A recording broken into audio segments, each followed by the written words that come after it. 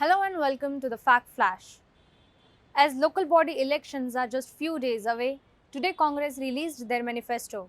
During the release of Sankalp Patra, Minister of Chhattisgarh, Congress City President, former MP, and along with former mayor, many other dignitaries were also present. Congress has promised the people that if they win this election, they will bring a reduction in property tax, will reduce the ticket price of with cost by 50% for women, and will decrease property tax for those who have faced losses due to pandemic. And many other promises have also been made in their Sankalpa Patra. Let's see what the Congress leader has to say on this. Corporation के चुनाव के सिलसिले में हमारे यहाँ के जिला Congress committee और कांग्रेस के सभी पदाधिकारियों ने लोकल मैनिफेस्टो जारी किया। मुझे राष्ट्रीय अध्यक्ष आदरणीय सोनिया गांधी जी ने, आदरणीय हमारे नेता राहुल गांधी जी ने गुजरात कॉरपोरेशन चुनाव और जनपदों के जिला पंचायतों के चुनाव के लिए केंद्रीय ऑब्जर्वर नियुक्त किया है। उसी सिलसिले में मैं पिछले 2 बार गुजरात आया, सबसे मिला, मीटिंग बैठकें की, यहाँ की जानकारी ली।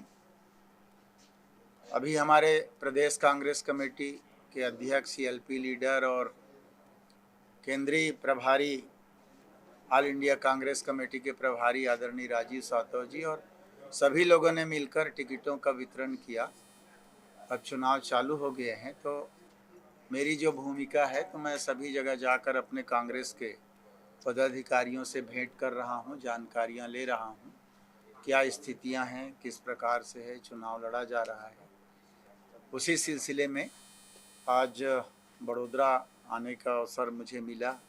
यहाँ अभी कांग्रेस के पदाधिकारियों से चर्चा करूँगा, मिलूँगा, जानकारी लूँगा। मुझे पता चला कि आज यहाँ हमारे पदाधिकारियों ने लोकल मैनिफेस्टो जारी किया है।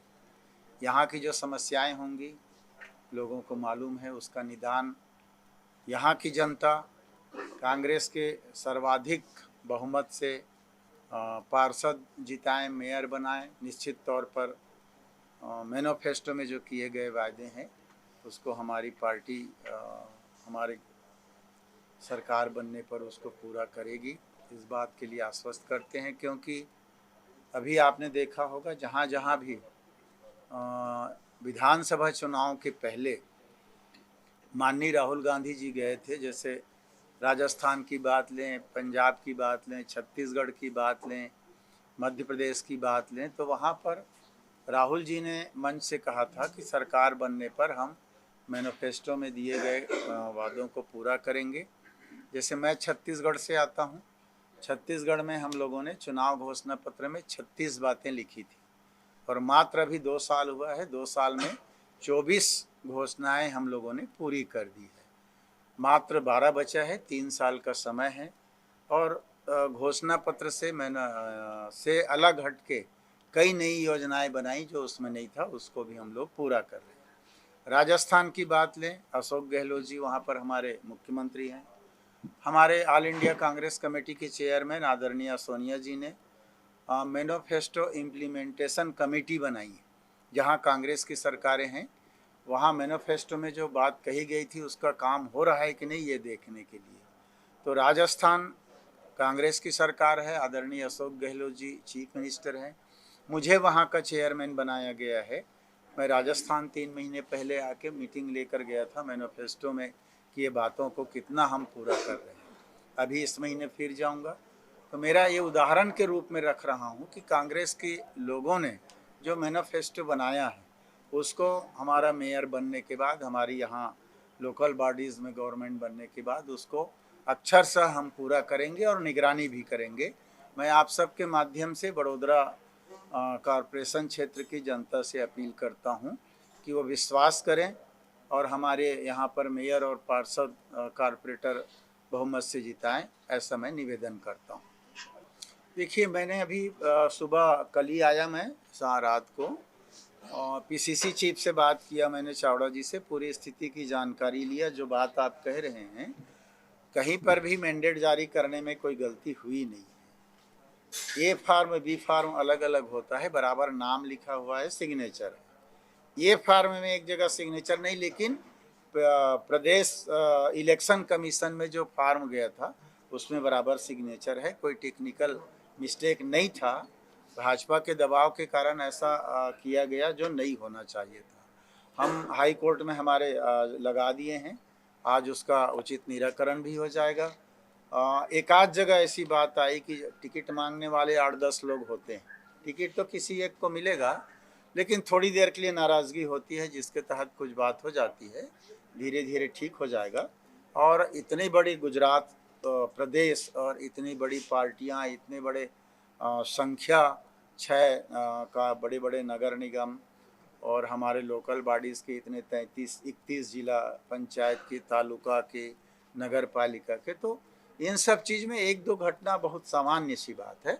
पर हम लोग, हमारे पार्टी के पदाधिकारी लोग, लीडर्स लोग पूरी नज़र रखे हुए हैं और पूरी सावधानी बरत रहे हैं। मैं जहाँ तक समझता हूँ, आदरणीय राहुल गांधी जी को सार्वजनिक जीवन में 30 साल से अधिक का समय हो रहा है और आज तक भावना के रूप में कहीं पर भी उन्होंने कोई गलत बात नहीं कही। बोलने का अर्थ क्या निकालें ये अलग बात है, भावार्थ क्या होता है, अर्थ क्या होता है, वो अलग बात है। पर कहें, राहुल जी ने आज तक कभी भी न संसद में, मैं भी पिछले 5 साल मेंबर ऑफ पार्लियामेंट रहा हूँ और बड़ी से बड़ी जिम्मेदारियाँ मेरे पास पहले भी रही हैं, अभी भी हैं। मैंने नज़दीक से उनको देखा है। किसी जाति का, वर्ग का, प्रदेश का अपमान करना उनका कभी उद्देश्य नहीं रहा है। हमेशा लड़ाई उन्होंने सर्वहारा वर्ग के लिए लड़ी है, आम जनता के लिए उन्होंने बात रखी है। उनकी भावना इस प्रकार से रहेगी ऐसा मैं नहीं मानता। तो अनावश्यक रूप से विवाद खड़ी करना भाजपा का उद्देश्य हो सकता है, पर राहुल जी ने कोई गुजरातियों का, यहाँ भी आते हैं तो असम में जाकर क्यों कहेंगे जो बात कहना है। जब यहाँ दौरे में हमेशा आते हैं, भविष्य में भी आएंगे, तो यहाँ भी वो आते हैं। तो ऐसी बात किसी प्रदेश के लिए, किसी समाज के लिए, वर्ग के लिए, विशेष के लिए कांग्रेस की परिपाटी नहीं रही है कि हम लोग इस प्रकार की बात करें। लोकसभा चुनाव अभी हो नहीं रहा है और राहुल गांधी कोई कारपोरेटर का चुनाव आज तक लड़े नहीं हैं। तो इतना हाय तौबा, इतना स्मृति ईरानी को लोकसभा चुनाव के समय बात करें। वही स्मृति ईरानी है जिसको हराया जा चुका है एक बार। सरकार केंद्र में इनकी बनी इसलिए मैनिपुलेशन करके और वातावरण करके राहुल गांधी को हराना अलग मुद्दा है, पर जिस समय फेयर था उस समय यही स्मृति ईरानी है जिसको राहुल गांधी ने हरा चुका है। तो अभी लोकसभा जब चुनाव आएगा तब बात करेंगे, अभी तो कारपोरेशन का। अगर कारपोरेशन का चुनाव है तो स्मृति ईरानी खुद भी लड़के दिखा ले, उसमें कौन सी बड़ी भारी बात। जनता निर्णय कर लेगी जो अच्छा होगा।